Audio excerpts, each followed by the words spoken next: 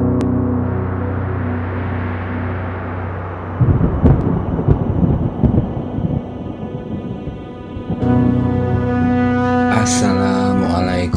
warahmatullahi wabarakatuh. Sudah bertahun-tahun, Baginda Raja Harun al-Rasyid ingin mengalahkan Abu Nawas. Namun perangkap-perangkap yang selama ini dibuat, semua bisa diatasi dengan cara-cara yang cemerlang oleh Abu Nawas. Baginda Raja tidak putus asa. Masih ada puluhan jaring muslihat untuk menjerat Abu Nawas. Baginda Raja beserta para menteri sering mengunjungi tempat pemandian air hangat yang hanya dikunjungi para pangeran, bangsawan, dan orang-orang yang terkenal. Suatu sore yang cerah, ketika Baginda Raja beserta para menterinya berendam di kolam, beliau berkata kepada para menteri, "Aku punya akal untuk menjebak Abu Nawas." "Apakah itu, wahai Paduka yang mulia?" tanya salah seorang menteri. "Kalian tak usah tahu dulu. Aku hanya menghendaki kalian datang lebih dini besok sore. Jangan lupa, datanglah besok sebelum Abu Nawas datang, karena aku akan mengundangnya untuk mandi bersama-sama kita," kata Baginda Raja memberi pengarahan. Baginda Raja memang sengaja tidak menyebutkan tipuan apa yang akan digelar besok.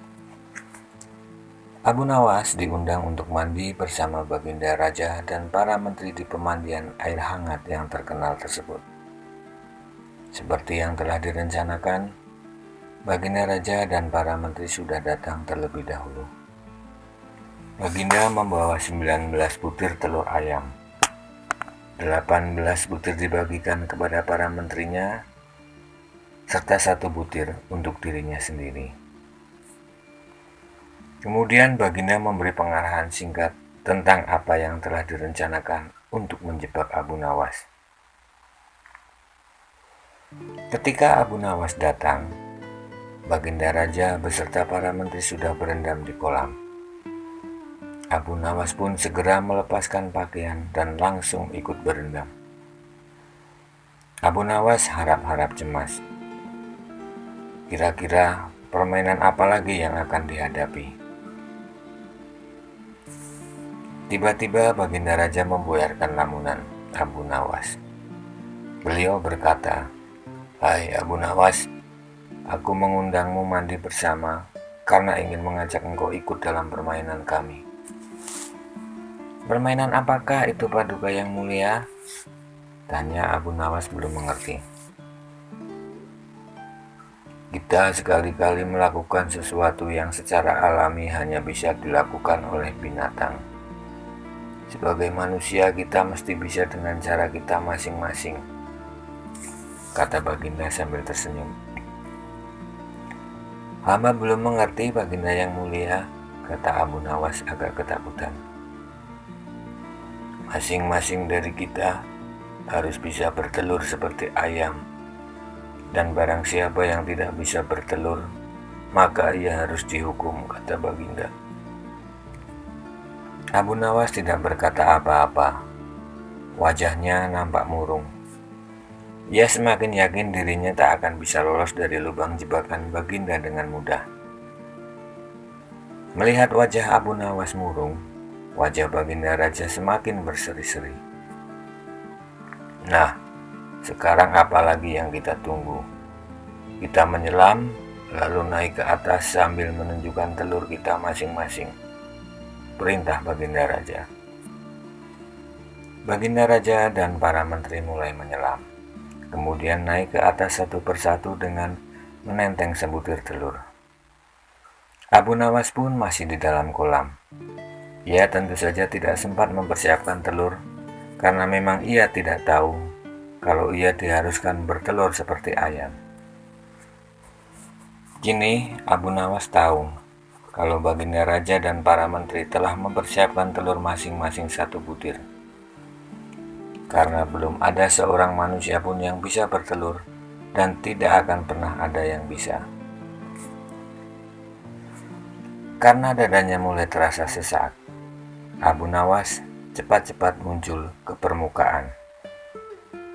Baginda Raja langsung mendekati Abu Nawas. Namun, Abu Nawas tampak tenang. Bahkan, ia berlaku aneh. Tiba-tiba saja ia mengeluarkan suara seperti ayam jantan berkokok. Keras sekali, sehingga Baginda dan para menterinya merasa terheran-heran.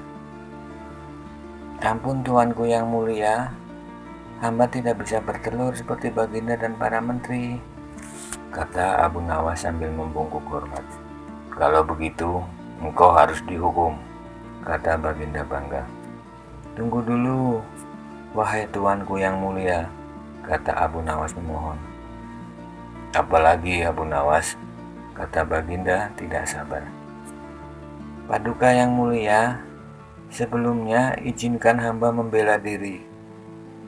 Sebenarnya kalau hamba mau bertelur, hamba tentu mampu. Tetapi hamba merasa menjadi ayam jantan, maka hamba tidak bertelur. Hanya ayam betina saja yang bisa bertelur. Kukuruyuk, kata Abu Nawas dengan membusungkan dada. Baginda Raja tidak bisa berkata apa-apa. Wajah Baginda dan para menteri yang semula cerah penuh kemenangan, kini mendadak berubah menjadi merah padam karena malu, sebab mereka dianggap ayam betina. Abu Nawas memang licin, malah kini lebih licin daripada belut. Karena merasa malu, Baginda Raja Harun al-Rashid dan para menteri segera berpakaian dan pulang kembali ke istana.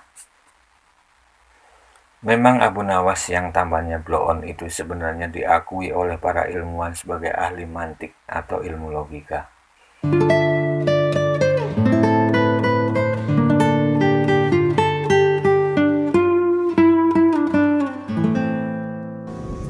Abu Nawas dikenal sebagai sosok jenaka di masa pemerintahan Harun al-Rashid. Tingkahnya selain membuat sang raja terhibur, juga banyak memberi solusi persoalan yang dihadapi oleh Baginda Raja dengan cara-cara yang unik. Dikisahkan, pada suatu hari ada seorang hakim yang baru saja diangkat oleh Baginda Harun al-Rashid. Meski baru diangkat menjadi hakim, namun di mata masyarakat, hakim ini sudah terkenal sangat zalim. Salah satu bentuk kezalimannya terlihat ketika ada seorang pemuda kaya raya dari Mesir datang ke Baghdad untuk berdagang dengan membawa harta yang sangat banyak.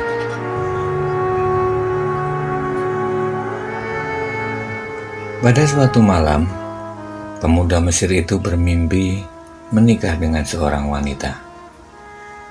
Usut punya usut, ternyata wanita tersebut merupakan anak dari sang hakim yang zalim tersebut. Dalam mimpinya, pemuda kaya itu membawa mahar yang sangat banyak kepada sang mempelai wanita. Kemudian, mimpi tersebut diceritakan kepada orang-orang sehingga terdengar sampai ke telinga sang hakim. Sang hakim yang zalim mendengar kabar itu langsung mendatangi pemuda Mesir dengan tujuan untuk meminta mahar anaknya seperti cerita mimpi yang diterimanya. Akan tetapi pemuda tersebut menolaknya karena pernikahannya hanya ada di dalam mimpi dan dirinya hanya memberi mahar lewat mimpi. Begitu zalim dan arogannya sang hakim karena tetap bersikeras meminta mahar tersebut. Ia bahkan mengancamnya akan mengambil semua harta miliknya jika tidak ingin memberi mahar itu. Karena pemuda tersebut tak mau membayar mahar tersebut, sang hakim lalu mengambil tindakan dengan merampas semua harta pemuda Mesir itu hingga membuat pemuda tersebut jatuh miskin. Kini si pemuda itu harus menjadi pengemis untuk mencukupi kebutuhan sehari-harinya. Tetapi beruntung bagi pemuda tersebut, Karena tak lama menjadi pengemis, dia ditolong oleh seorang wanita tua yang datang menghampirinya. Akhirnya, si pemuda tersebut menceritakan semua kejadian yang menimpanya itu. Mendengar penuturan tersebut, wanita tua itu tidak terima dengan perlakuan sang hakim. Kemudian, wanita tersebut membawa pemuda Mesir ke hadapan Abu Nawas. Ketika mendapat pengaduan dari sang wanita, Abu Nawas pun langsung mengambil tindakan. Ia kemudian mengajak semua murid-muridnya untuk datang malam hari dengan membawa kapak, cangkul, martil, dan juga batu. Sebagaimana instruksi sang guru, murid-murid Abu Nawas langsung bergerak ke arah rumah hakim. Mereka seperti demonstran yang berteriak-teriak mencari keadilan. Mereka lantas menghancurkan rumah hakim itu sesuai dengan perintah. Melihat rumahnya sudah dalam kondisi rusak sejadi-jadinya, sang hakim keluar rumah dengan marah-marah dan bertanya, "Hai kalian, siapa yang menyuruh kalian melakukan semua ini?" "Guru kami, Syekh Abu Nawas," jawab mereka serentak sambil meninggalkan rumah sang hakim.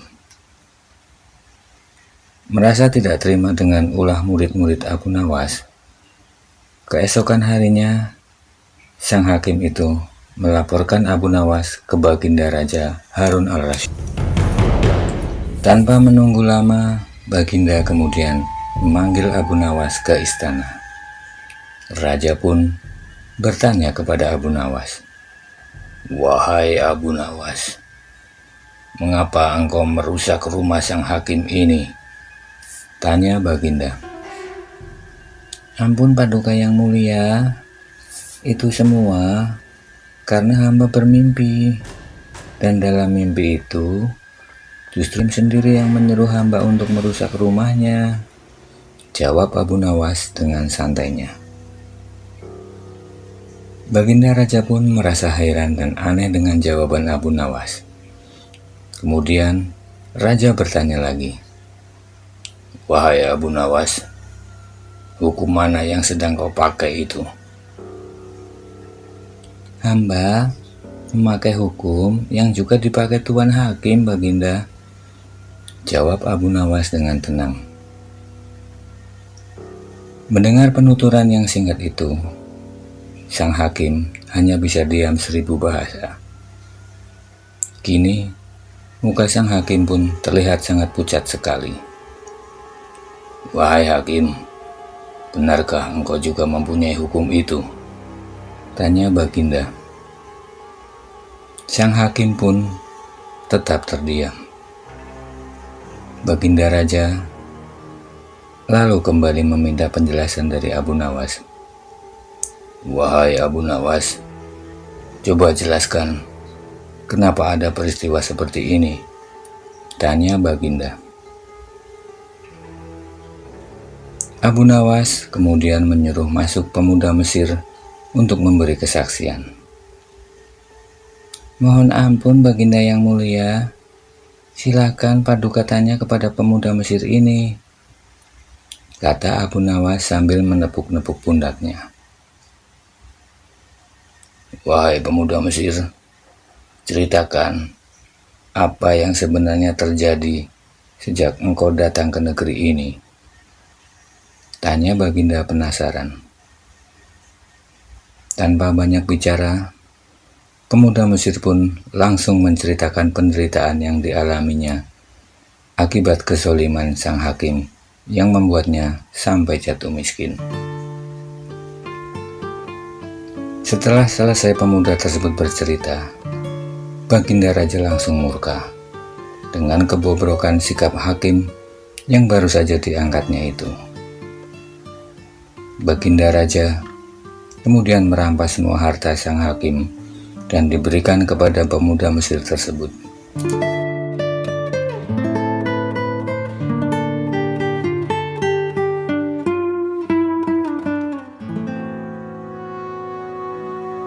Dikisahkan, Pada suatu ketika di pasar Baghdad, Abu Nawas membuat kaget masyarakat yang sedang fokus dengan geliat perekonomian di dalamnya. "Wahai manusia, saya Abu Nawas.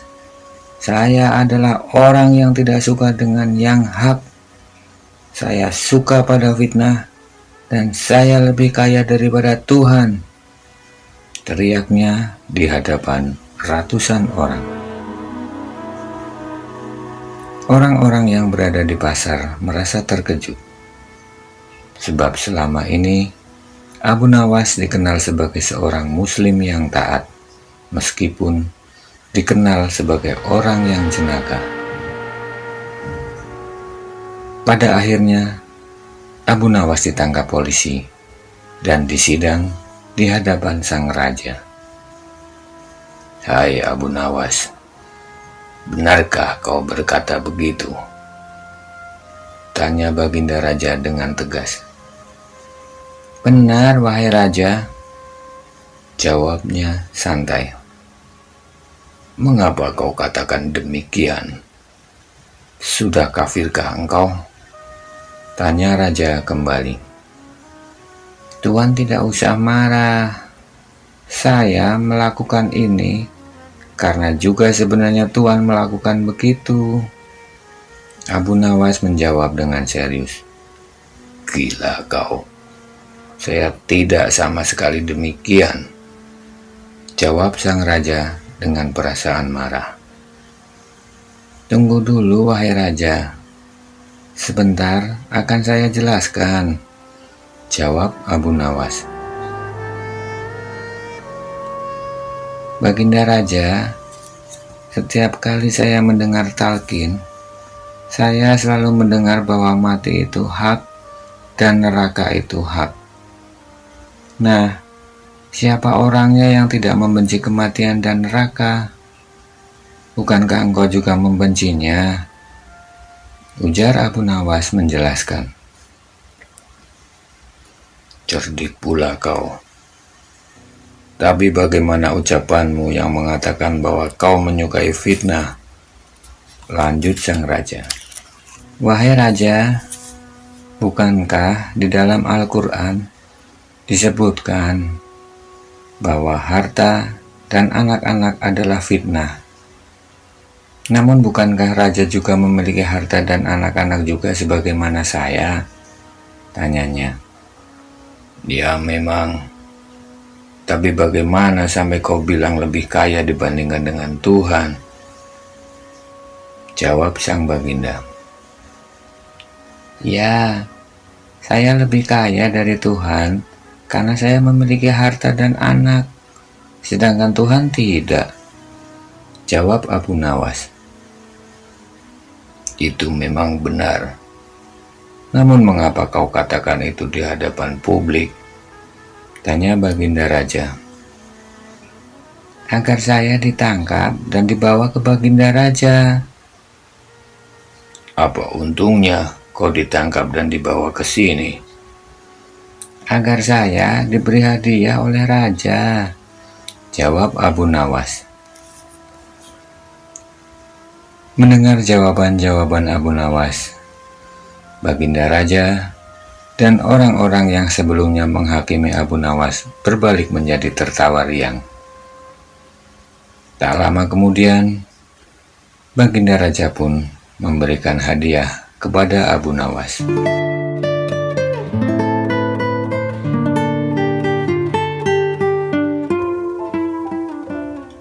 Siang pun berganti malam hari.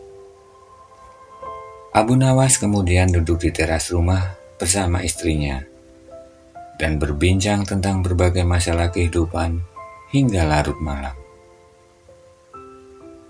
Esok paginya, matahari bersinar sangat cerah. Tidak seperti biasanya, kali ini cuaca terasa teramat panas. Sudah hampir seminggu, cuaca berubah tidak seperti biasanya. Udara terasa sangat panas, sehingga banyak orang yang merasa kegerahan. Baginda Raja akhirnya mengadakan sayembara menangkap matahari. Hal ini didasari oleh keluhan masyarakatnya yang merasakan betapa teriknya matahari kala itu.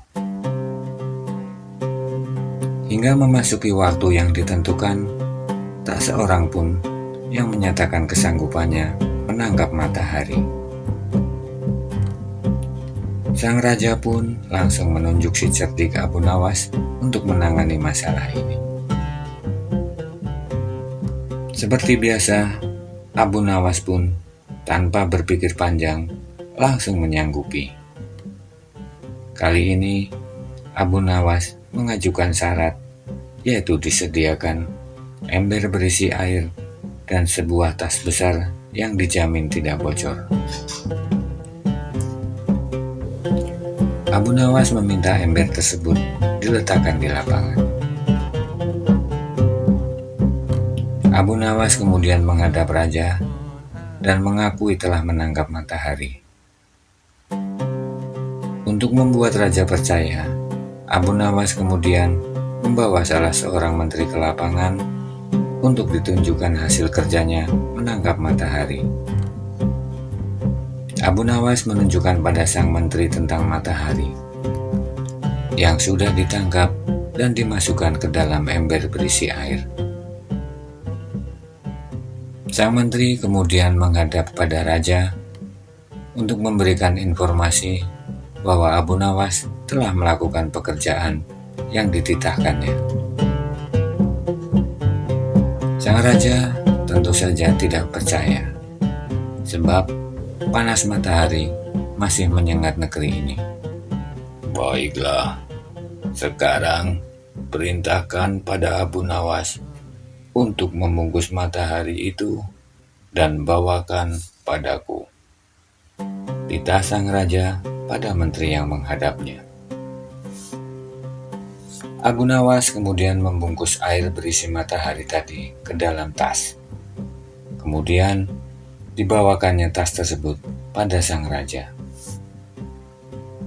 Saya telah membungkus matahari yang mulia, tuturnya sambil meletakkan tas di depan raja. Hai Abu, lihat keluar. Matahari masih juga bersinar. Sanggah sang raja tak percaya. Benar yang mulia, tapi sesungguhnya itu matahari kedua, balas Abu Nawas. Hanya ada satu matahari di dunia ini, sahut sang raja. Anda benar yang mulia. Jadi, ketika matahari berhasil saya tangkap, dunia kemudian menjadi gelap gulita. Maka Allah langsung menggantikannya dengan matahari yang baru, sanggah Abu Nawas. Dalam kondisi yang masih terik itu, sang raja mencoba mempercayai Abu Nawas dengan memastikan apa isi tas besar yang dibawa Abu Nawas.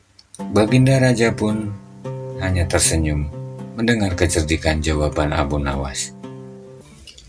Sudah beberapa hari ini, Abu Nawas tampak murung, tidak ceria seperti biasanya. Hal ini ternyata disebabkan karena unta kesayangannya hilang entah kemana. Abu Nawas pun sudah berusaha ke sana kemari untuk mencarinya, namun tidak juga diketemukan.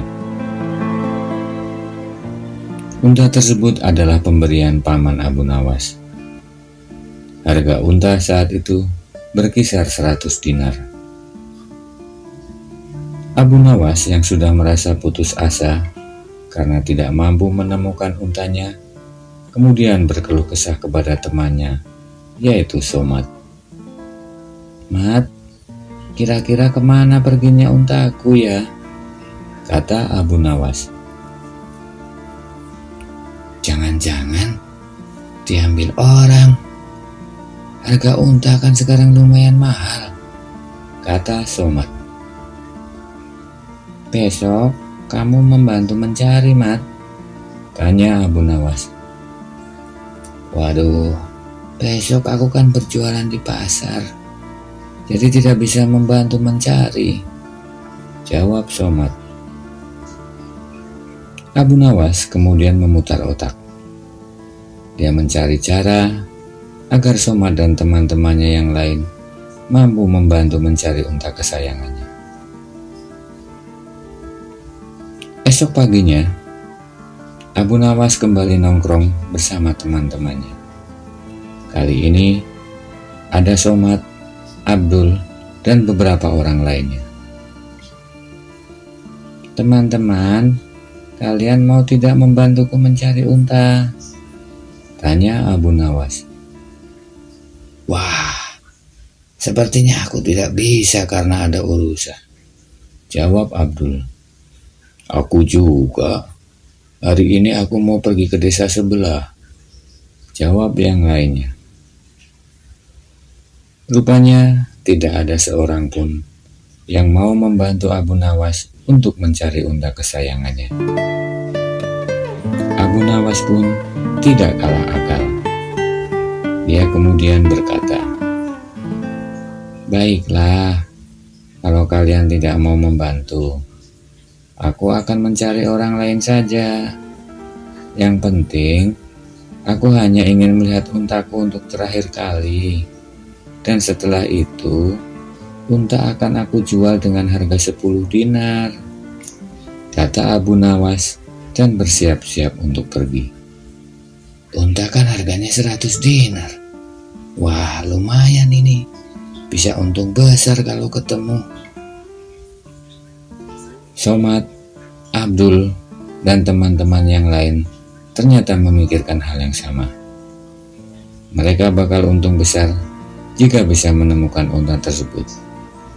Oke, Abu, yuk kita cari unta tersebut, kata mereka serempak. Dasar kalian, giliran masalah untung besar saja mau membantu semua. Awas aja ntar, pikir Abu Nawas. Akhirnya mereka semua berangkat bersama-sama dan mulai mencari unta kesayangan Abu Nawas. Mereka berkeliling ke seluruh pelosok desa dan mulai bertanya-tanya kepada orang-orang. Hingga beberapa jam lamanya, unta tersebut belum juga diketemukan. Hingga akhirnya mereka semua beristirahat terlebih dahulu. Kau serius kan Abu Nawas? Mau menjual unta kesayanganmu dengan harga 10 dinar? Tanya Abdul.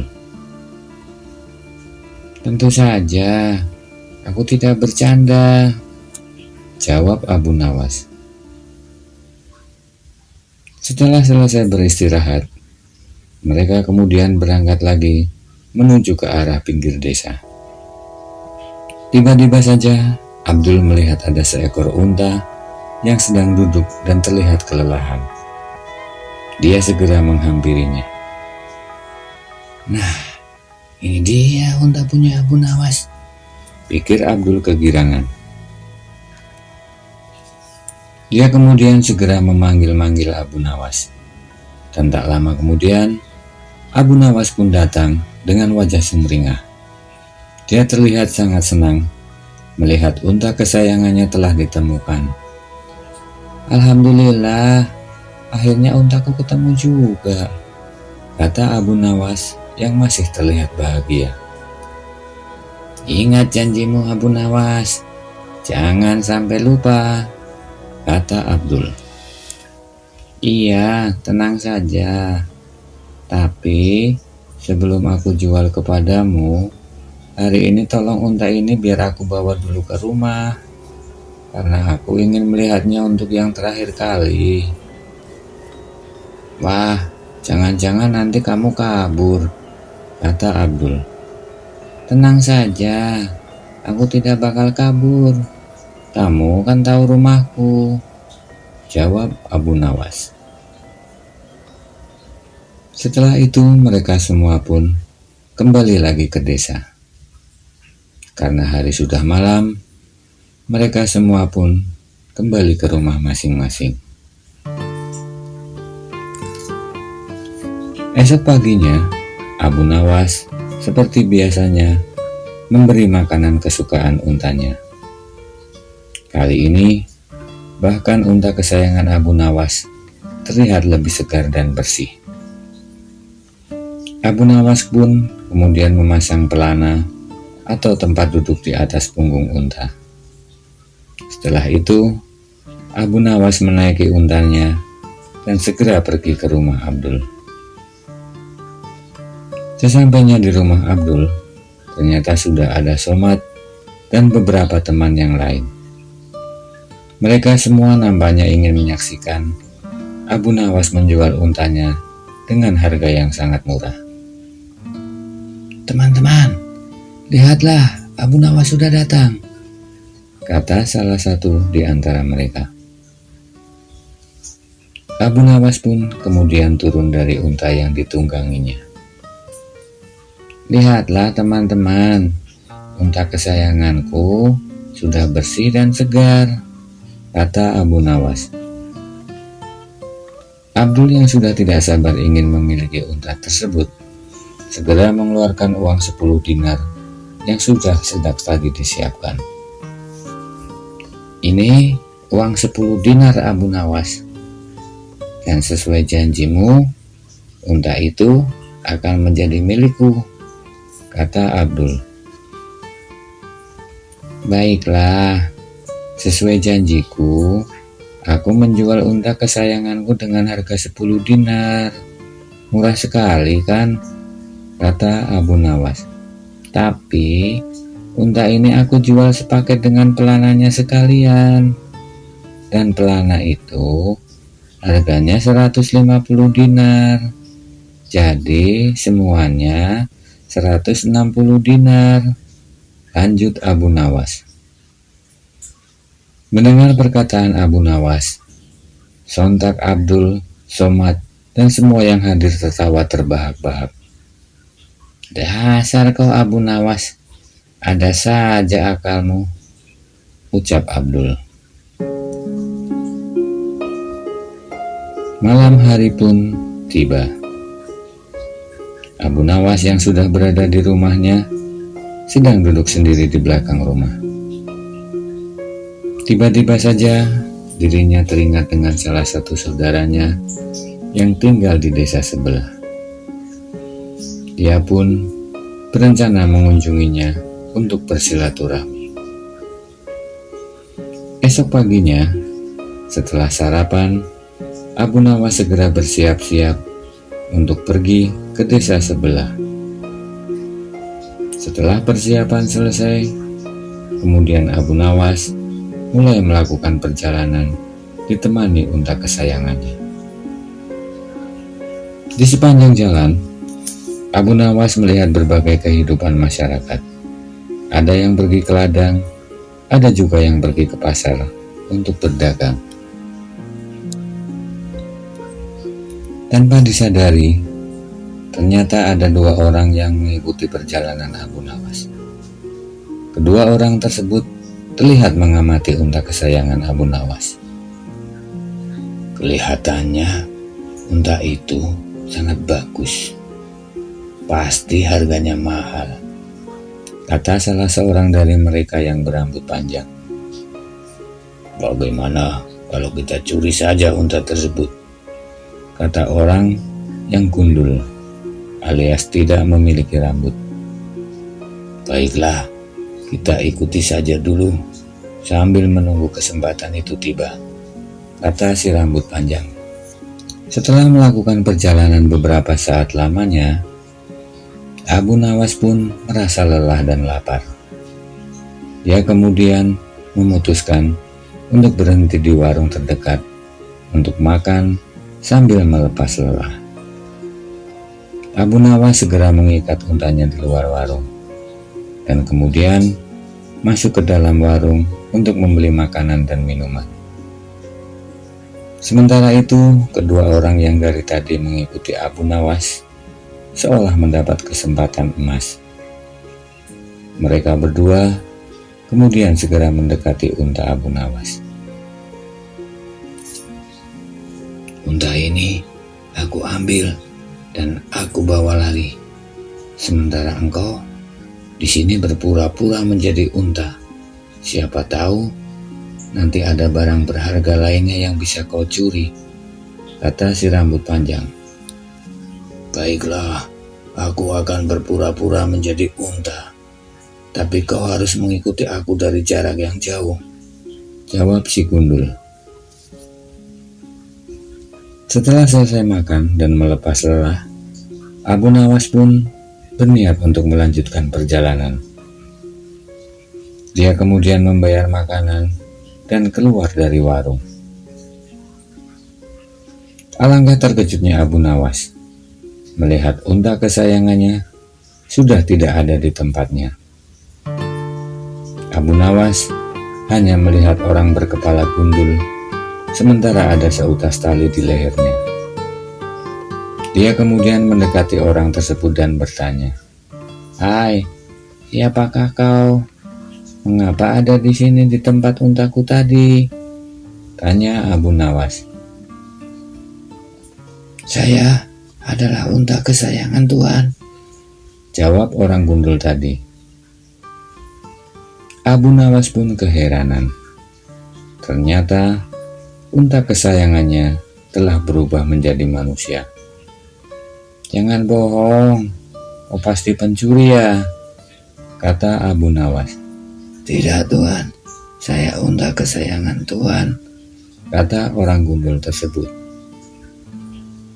Dia kemudian bercerita bahwa selama ini terkena kutukan dan berubah menjadi unta. Namun saat ini kutukan tersebut telah hilang, jadi dirinya berubah kembali menjadi manusia. Abu Nawas pun hanya terdiam mendengar cerita tersebut. Dia tidak percaya begitu saja. Otaknya pun mulai berpikir untuk membuat jera orang gundul tersebut. "Baiklah, perjalananku ke tempat saudara masih jauh. Ayo kita segera berangkat," kata Abu Nawas. Segera saja Abu Nawas menunggangi orang gundul tersebut, layaknya menaiki unta. Di sepanjang perjalanan, banyak sekali orang yang tertawa melihat hal yang janggal tersebut.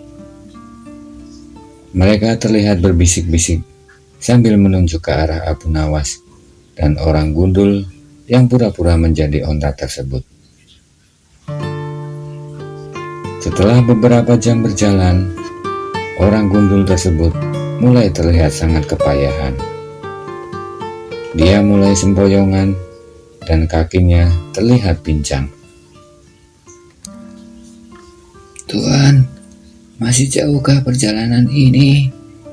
tanya orang gundul tersebut kepada Abu Nawas. "Sudah dekat, hanya tinggal beberapa menit lagi. Kamu terlihat sangat capek, bahkan jalannya pun sudah sempoyongan," kata Abu Nawas. "Ya Tuan, saya sudah teramat capek dan rasanya sudah tidak sanggup lagi berjalan," jawab orang gundul tersebut.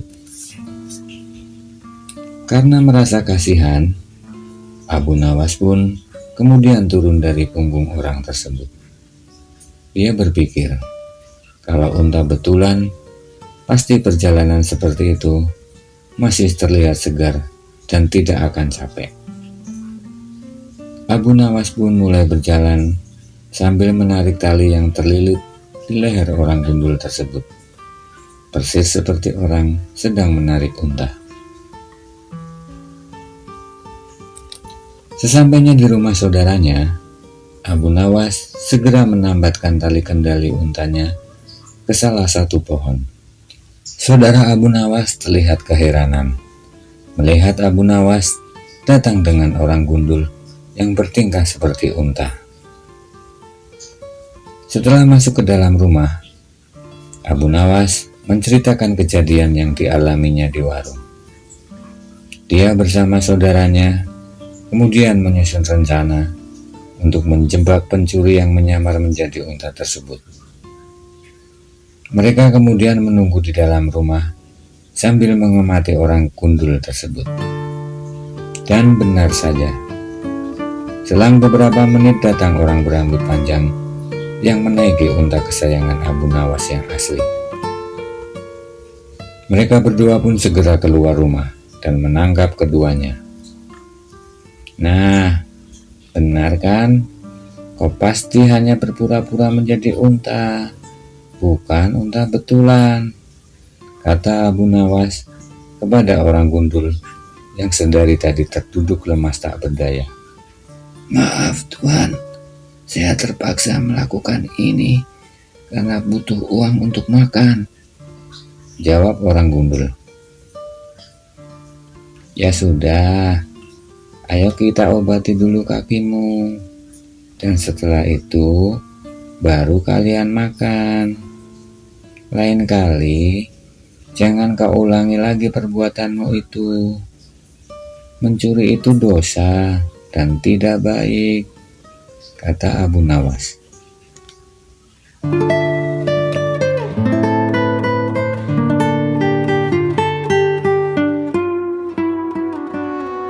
Dikisahkan, pada suatu hari, melihat ayam betinanya bertelur, Baginda Raja tersenyum. Beliau kemudian memanggil pengawal agar mengumumkan kepada rakyat bahwa kerajaan mengadakan sayembara untuk umum.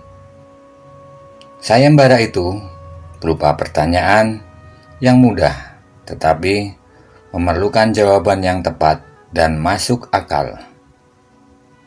Barang siapa yang bisa menjawab pertanyaan itu akan mendapat imbalan yang amat menggiurkan, yaitu 1 pundi penuh uang emas.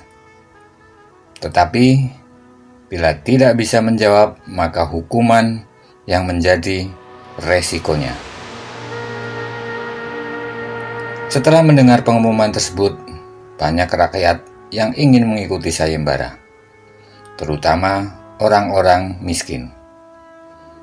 Beberapa dari mereka bahkan sampai meneteskan air liur, mengingat beratnya hukuman yang akan dijatuhkan.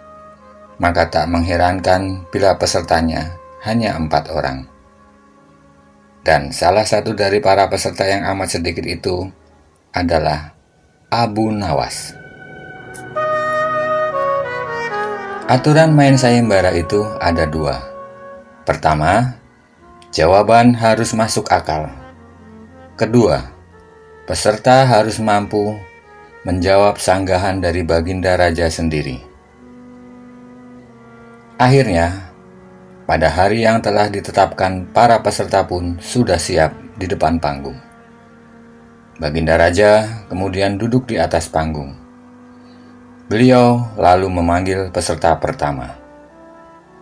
Peserta pertama maju dengan tubuh gemetar. Kemudian Baginda bertanya, manakah yang lebih dahulu, telur atau ayam? Telur, jawab peserta pertama. Apa alasannya? Tanya Baginda. Bila ayam lebih dahulu, itu tidak mungkin, karena ayam berasal dari telur, kata peserta pertama menjelaskan. Kalau begitu, siapa yang mengerami telur itu? Sanggah Baginda. Mendengar pertanyaan Baginda, peserta pertama pun pucat pasi. Dia tidak bisa menjawab. Tanpa ampun, ia kemudian dimasukkan ke dalam penjara. Kemudian peserta kedua maju. Ia berkata, Paduka yang mulia, sebenarnya telur dan ayam tercipta dalam waktu yang bersamaan.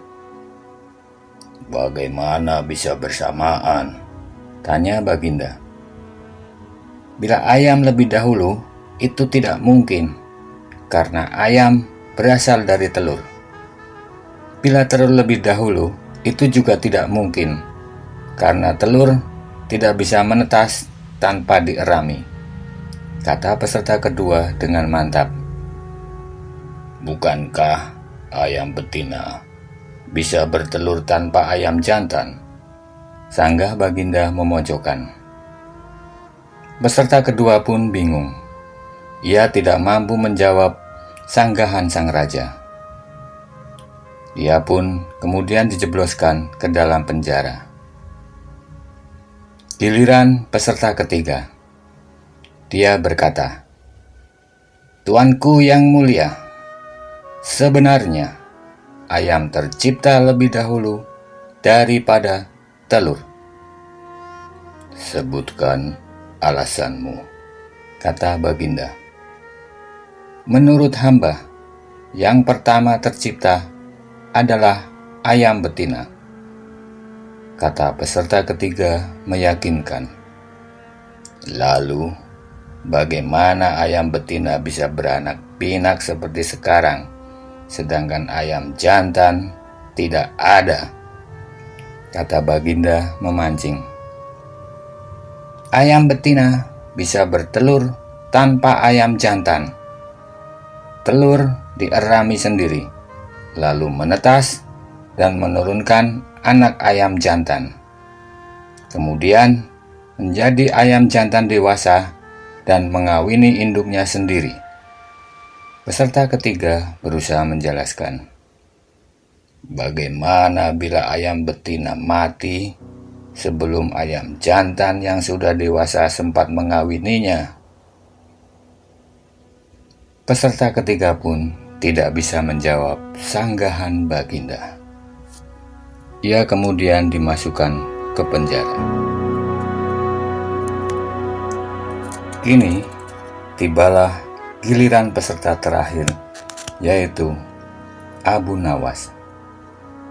Dia berkata, "Yang pasti adalah telur dulu, baru ayam." "Coba terangkan secara logis," kata Baginda ingin tahu. "Ayam bisa mengenal telur, sebaliknya telur tidak mengenal ayam," kata Abu Nawas singkat. Agak lama Baginda Raja merenung.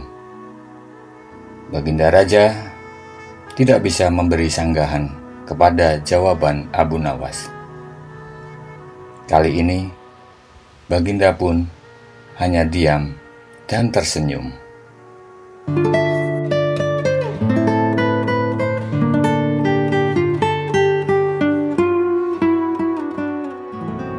Dikisahkan, Abu Nawas pada saat itu sedang berjalan-jalan santai di sebuah pasar. Setelah melihat ke sana kemari, Abu Nawas melihat ada kerumunan massa. Abu Nawas pun bertanya kepada seorang kawan yang kebetulan berjumpa di tengah jalan. "Ada kerumunan apa di sana?" tanya Abu Nawas. "Pertunjukan keliling yang melibatkan monyet ajaib." "Apa maksudmu dengan monyet ajaib?" kata Abu Nawas ingin tahu. "Monyet yang bisa mengerti bahasa manusia, dan yang lebih menakjubkan adalah monyet itu hanya mau tunduk kepada pemiliknya saja," kata kawan Abu Nawas menambahkan. Mendengar penjelasan dari temannya, Abu Nawas pun semakin tertarik. Ia tidak tahan untuk segera menyaksikan kecerdikan dan keajaiban binatang raksasa tersebut. Kini Abu Nawas sudah berada di tengah kerumunan para penonton. Karena begitu banyak penonton yang ingin menyaksikan pertunjukan tersebut, sang pemilik monyet dengan bangga menawarkan hadiah yang cukup besar bagi siapa saja yang sanggup membuat monyet itu mengangguk-angguk. Tidak heran bila banyak di antara para penonton pun mencoba maju satu persatu. Mereka semua berupaya dengan beragam cara untuk membuat monyet itu mengangguk-angguk. Namun, usaha yang dilakukan pun sia-sia. Monyet tersebut tetap menggeleng-gelengkan kepala dan tidak mau mengangguk. Melihat kegigihan monyet itu, Abu Nawas semakin penasaran. Hingga ia pun maju untuk mencobanya. Setelah berhadapan dengan binatang tersebut, Abu Nawas bertanya, "Tahukah engkau siapa aku?" Monyet itu pun menggeleng. "Apakah engkau tidak takut kepadaku?" tanya Abu Nawas lagi. Namun monyet tersebut tetap menggeleng. "Apakah engkau takut kepada tuanmu?" tanya Abu Nawas memancing. Monyet itu mulai ragu. "Bila engkau tetap diam, maka akan aku laporkan kepada tuanmu." Lanjut Abu Nawas mulai mengancam. Akhirnya monyet itu pun terpaksa mengangguk-angguk. Atas keberhasilan Abu Nawas membuat monyet itu mengangguk-angguk, maka ia mendapat hadiah berupa uang yang sangat banyak. Bukan main marahnya pemilik monyet tersebut. Ia memukuli binatang yang malang itu. Pemilik monyet itu merasa malu bukan kepalang. Kemudian pemilik monyet itu pun pergi entah kemana. Abu Nawas setelah mendapat hadiah yang banyak pun kembali ke rumahnya. Ia menikmati hari-harinya bersama dengan istrinya. Di lain hari kemudian Abu Nawas berjalan-jalan lagi ke pasar. Tak sengaja, ternyata ia melihat monyet dan pemiliknya yang sama seperti kemarin. Rupanya kali ini si pemilik monyet sudah melatih monyetnya untuk mengangguk-angguk.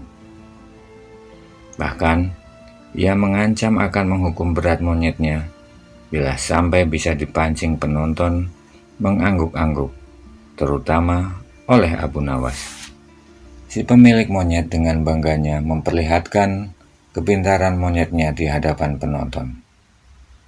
Dia pun kemudian memberikan sayembara. Saat-saat yang dinantikan pun tiba. Kini para penonton banyak sekali yang ingin mencoba dan harus sanggup membuat monyet itu menggeleng-gelengkan kepala. Ternyata tak ada satupun penonton yang sanggup membuat monyet tersebut menggeleng-gelengkan kepala. Setelah tidak ada lagi orang yang mau mencobanya, kini giliran Abu Nawas. Dia pun maju, kemudian ia mengulang pertanyaan yang sama seperti hari yang sebelumnya. "Tahukah engkau siapa daku?" Monyet itu mengangguk.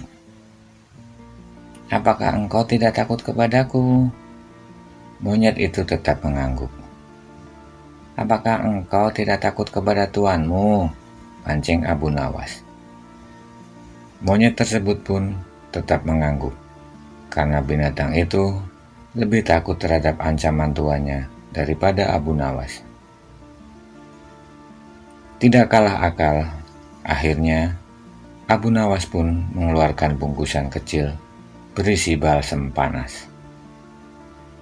"Tahukah engkau apa guna balsam ini?" Monyet itu tetap mengangguk. "Baiklah, bolehkah kugosokkan ke selangkanganmu dengan balsam?" Monyet itu pun mengangguk. Lalu Abu Nawas menggosok selangkangan binatang itu. Tentu saja monyet itu merasa agak kepanasan dan mulai panik. Kemudian Abu Nawas mengeluarkan bungkusannya yang cukup besar. Bungkusan tersebut juga berisi balsam. "Maukah engkau bila balsam ini kuhabiskan untuk menggosok selangkanganmu?" Abu Nawas mulai mengancam. Monyet tersebut pun mulai ketakutan. Dan rupanya Monyet tersebut lupa ancaman tuannya, sehingga ia terpaksa menggeleng-gelengkan kepala sambil mundur beberapa langkah. Akhirnya Abu Nawas dengan kecerdikan dan akalnya yang licin mampu memenangkan sayembara tersebut dan meruntuhkan kegigihan monyet yang dianggap cerdik. Abu Nawas pun mendapat hadiah uang yang banyak dari pemilik monyet.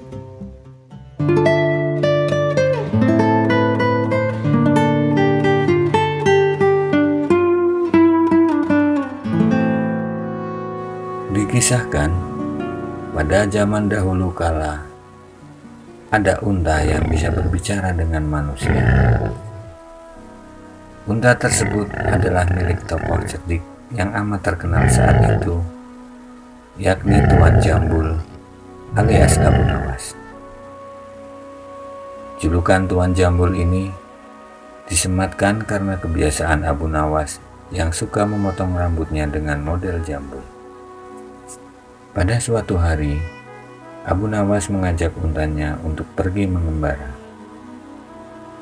Setelah berpamitan terlebih dahulu kepada istrinya, berangkatlah ia dengan si unta lengkap dengan perbekalannya. Mulailah mereka menyusun gurun pasir yang gersang dan panas sekali di siang hari. Apabila malam telah tiba, dingin yang luar biasa pun terasa menusuk sampai ke tulang. Perjalanan yang cukup jauh membuat Abu Nawas dan untanya merasa kelelahan.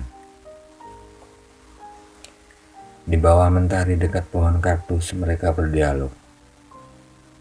"Tuan, apakah perjalanan kita masih jauh?" "Iya, kita harus melewati 2 gurun pasir lagi. Setelah itu, kita baru akan tiba di sebuah desa terdekat. Setelah sampai di desa itu, kita baru bisa beristirahat lebih lama di sebuah penginapan yang aman dan nyaman," jawab Abu Nawas. Setelah beberapa waktu beristirahat, keduanya mulai melanjutkan perjalanan kembali. Siang sudah berubah menjadi gelap. Tanda malam telah datang. Abu Nawas pun menghentikan perjalanannya untuk sementara. Ia mendirikan sebuah tenda untuk berteduh dan tidur sepanjang malam itu. Namun malang bagi si unta. Ia tak diizinkan oleh majikannya tidur di dalam tenda karena tendanya memang kecil. Sementara Abu Nawas di dalam tidur dengan nyenyaknya, dan sang unta tak bisa tidur lantaran kedinginan. Sang unta pun mulai berpikir, kalau terus begini pasti dia esok akan sakit dan tak bisa melanjutkan perjalanan. Tengah malam, unta membangunkan majikannya dan berkata, "Tuan, saya kedinginan. Izinkan saya menitipkan ujung kaki saya masuk ke dalam tenda." Abu Nawas pun merasa tidak berkeberatan, karena ujung kaki itu tidak akan mengganggu tidurnya. Setelah 1 jam, si unta berkata lagi, "Tuan, saya kedinginan. Izinkan saya memasukkan kaki depan saya ke dalam tenda, agar besok saya kuat berjalan membawa Tuan di atas punggung saya." "Benar juga," pikir Abu Nawas. Ia pun mengizinkannya. 1 jam lagi, si unta berkata lagi, "Tuan, hidung saya mulai berair. Besok saya akan sakit dan tidak bisa membawa Tuan. Maka izinkan saya menitipkan hidung saya di dalam tenda." 1 jam lagi si unta berkata, "Tuan, hidung saya mulai berair. Besok saya akan sakit dan tidak bisa membawa Tuan di atas punggung saya. Izinkan kepala saya berada di dalam tenda." Demikianlah, jam demi jam berlalu, hingga akhirnya Abu Nawas tak menyadari jika sekarang ia tidur di luar tenda. Ia pun merasa menggigil kedinginan. Sampai paginya, ia baru sadar jika posisi tidurnya sudah berada di luar tenda.